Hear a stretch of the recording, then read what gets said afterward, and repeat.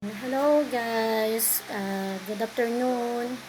Yan, busy ako ngayon at ako'y pupunta ng school after ko magligpit nitong aking mga dadalin. Yan, punta ako mamaya ng school kasi ililigpit ko tong itutupi ko muna to at isasalangsang ko siya dito guys sa lagayan kasi yan. I-donate ko to dun sa kaklase ng anak kong bunso sa grade 2. At tupok po talaga yung kanilang bahay. Nasunog nung nakarang araw sa Pansol, Purok 2 at Purok 4. Ayan. Ang dami hong natupok ang bahay. So yung iba nasa court pa raw sila sa may barangay hall, sa barangay. Ayan.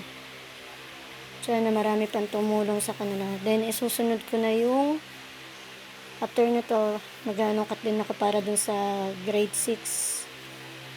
Ipapaabot ko dun sa teacher ng anak kong grade 6. Kasi meron din siyang classmate na sa sunog. At, ayan. Meron din natupok yung bahay. So, para yung iba, pati yung iba mabigyan din. Hindi lang yung kaklase ng mga anak namin. So, ayan. Ito sa grade 2. So, marami naman tutulong. May mga nag-donate na rin. Nauna nang nag-donate. Ayan.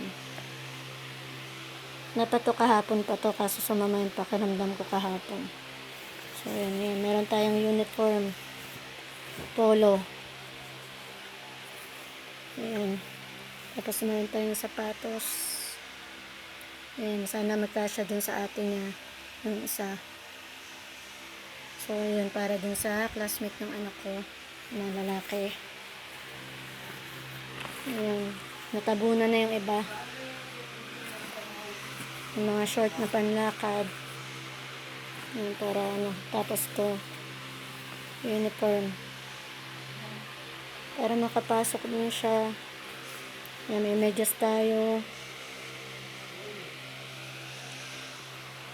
May panty. Ayan. So, yun lang guys. Thank you so much. At ako'y pupunta pa mamaya ng school. Maliligo muna ako after nito. Thanks for watching.